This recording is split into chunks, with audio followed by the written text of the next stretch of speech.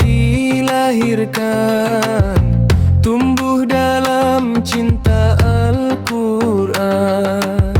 Sejak kecil haus ilmu pengetahuan, menjadi cahaya bagi umat beriman.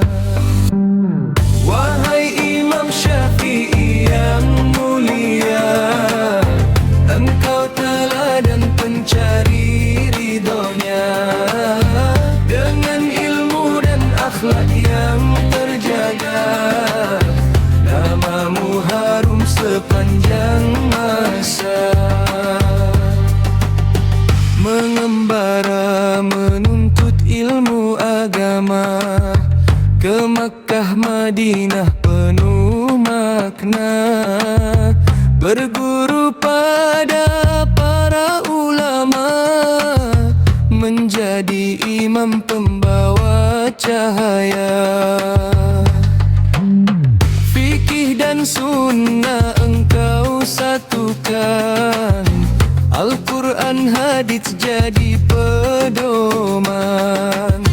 Dengan hikmah engkau ajarkan, kebenaran penuh kebijaksanaan. Wahai Imam Syafi'i yang mulia, engkau teladan pencari ridhonya.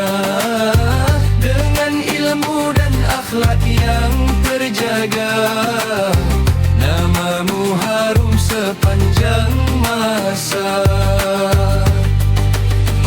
Kitab-kitabmu jadi warisan, Ar-Risalah penuh tuntunan. Mazhabmu jadi jalan kebaikan untuk umat sepanjang zaman. Semoga kami mampu meneladani kesungguhanmu dalam mengabdi, menjaga iman di dalam hati, seperti jejak langkahmu yang suci.